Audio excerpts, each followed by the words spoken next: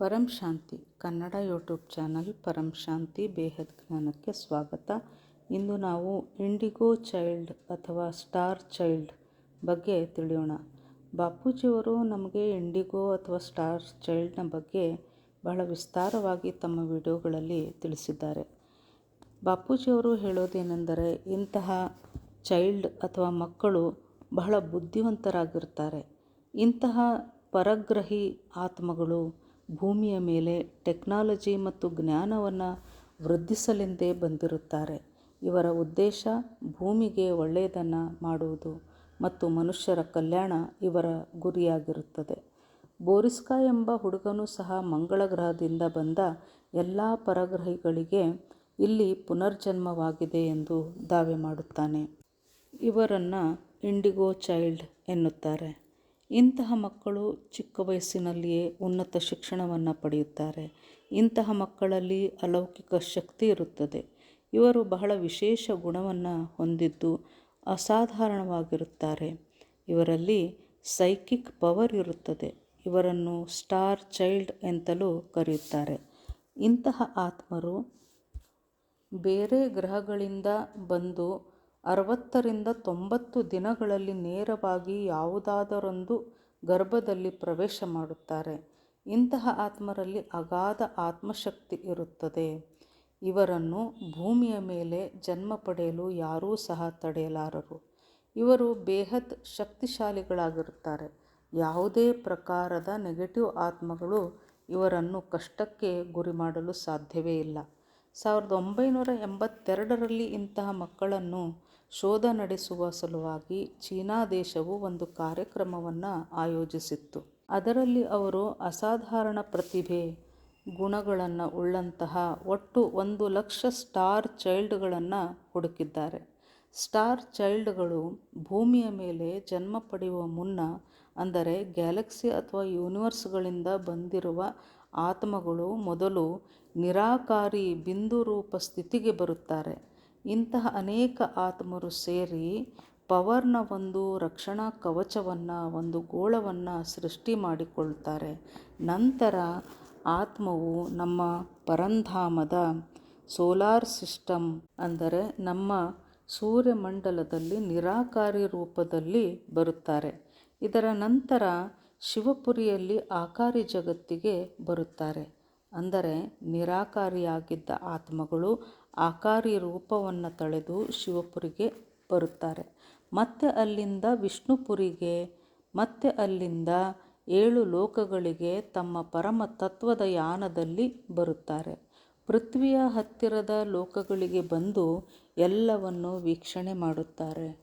ನಂತರ ತಮ್ಮ ಸ್ವ ಇಚ್ಛೆಯಿಂದ ನಿರ್ಧಾರ ಮಾಡಿಕೊಂಡು ಭೂಮಿಯ ಮೇಲೆ ಜನ್ಮ ಪಡೆಯುತ್ತಾರೆ. ಇಂತಹ ಆತ್ಮರು ಧರ್ಮ, ಜಾತಿ, ಪಂಥ ಇತ್ಯಾದಿಗಳಿಂದ ದೂರವೇ ಉಳಿಯುತ್ತಾರೆ.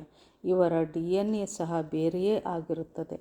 ಸ್ಟಾರ್ ಚೈಲ್ಡ್ಗಳು ಬಹಳ ಉನ್ನತ ಉದ್ದೇಶಕ್ಕಾಗಿ ಭೂಮಿಯ ಮೇಲೆ ಜನ್ಮ ಪಡೆಯುತ್ತಾರೆ ಎನ್ನುತ್ತಾರೆ ಬಾಪೂಜಿಯವರು. ಅಂದರೆ ಕೆಲವರು ಆಧ್ಯಾತ್ಮಿಕತೆಯನ್ನು ಎಲ್ಲೆಡೆ ಹರಡುವ ಕೆಲಸ ಮಾಡುತ್ತಾರೆ.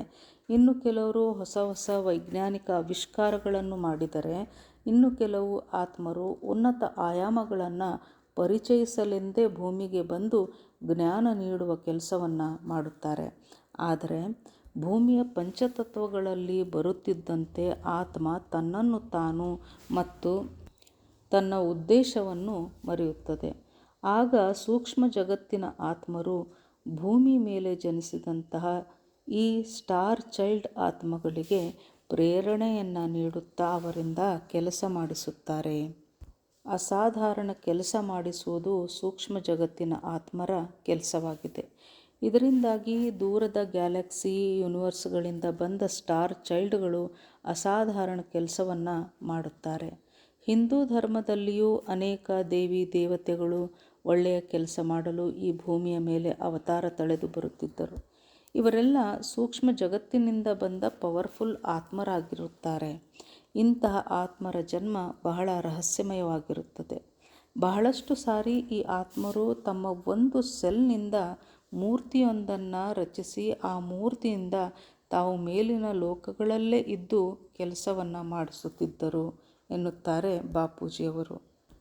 ಹಿಂದೂ ಧರ್ಮದಲ್ಲಿ ಹೇಳಲಾದ ಶಿವ, ಶಕ್ತಿ, ಬ್ರಹ್ಮ, ವಿಷ್ಣು ಇವರೂ ಸಹ ದೇವಿ ದೇವತೆಗಳ ಒಂದು ಸೆಲ್ನಿಂದಾಗಿದ್ದು, ಯಾವುದೋ ಒಂದು ಕಾರ್ಯ ಅಥವಾ ಉದ್ದೇಶ ಪೂರ್ತಿಗಾಗಿ ಇವರನ್ನು ಭೂಮಿಗೆ ಕಳುಹಿಸಲಾಗುತ್ತಿತ್ತು.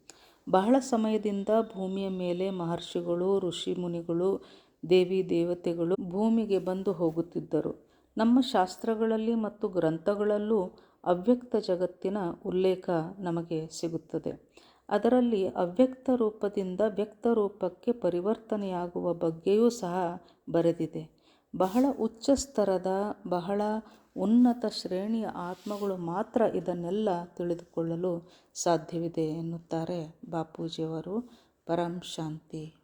बेहद की परम शांति सोचो, बोलो परम शांति। Join us daily for our morning live meditation, Monday to Saturday, 5:30 to 6:30 a.m. Join us daily for live meditation, 10 p.m. to 11 p.m. on YouTube Live. Subscribe now. Website www.paramshanti.org. Email us anand@paramshanti.org. Like, share, subscribe. Join today. बेहद की परम शांति सो